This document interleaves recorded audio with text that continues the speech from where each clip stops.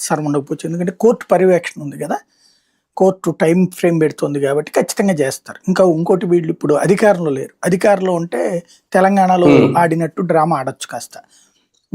ఇంకా రిజెక్ట్ చేసాం మేము, లేకపోతే అతను చెప్పాడు. ఇప్పుడు తెలంగాణలో ఎమ్మెల్యేలు ఏం చేశారు, కాంగ్రెస్కి వెళ్ళిపోయి కండవాళ్ళు కూడా కప్పుకుని ఈవెన్ సిఎల్పి మీటింగ్లకు కూడా అటెండ్ అయ్యి అబ్బాయి మేము బీఆర్ఎస్లోనే ఉన్నామండి, బీఆర్ఎస్ వాళ్ళు నెల జీతం కట్ చేసుకుంటున్నారు మా దగ్గర నుంచి ఒక 5,000, అంటే మేము బీఆర్ఎస్ లో ఉన్నట్టే కదా, ఆ డబ్బులు వెళ్ళినాయి అంటే మేము బీఆర్ఎస్ కార్యకర్తలమే, బీఆర్ఎస్ ఎమ్మెల్యేలమే అని చెప్పుకున్నారు.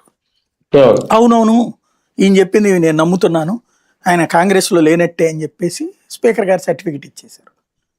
అట్లాగా అక్కడ జరిగింది. ఇక్కడ అట్లా చేయడానికి కుదరదు, ఎందుకంటే ఇక్కడ ఉంది ప్రతిపక్షంలో కాబట్టి మండల్లో సాధ్యం కాదు. ఆటోమేటిక్ గా వీళ్ళ అనర్హత వేటు అయిపోతుంది.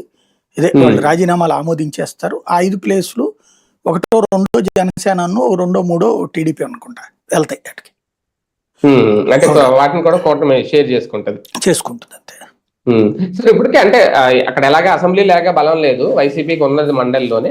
రేపు అంటే ఈ ఏడాది పోతే మరొక 19 స్థానాల వరకు ఖాళీ కాబోతున్నాయి అనేది కంప్లీట్ గా ఇంకా పట్టు కోల్పోబోతుందా సభలో వైసీపీ? మీరు ఒకసారి గుర్తు తెచ్చుకోండి, 2014, 19లో జగన్ అధికారంలోకి వచ్చాక ప్రతిపక్షంలో డామినేషన్ ఉండేది మండలి. అప్పుడే కదా బిల్లులు వీళ్ళ ఇవన్నీ అడ్డుకుంటా ఉండేవాళ్ళు. అందుకని కోపం వచ్చి జగన్ ఏం చేశాడు, అసలు మండలినే రద్దు చేసేమన్నాడు. పార్లమెంట్ ఇక్కడ ఆమోదించారు.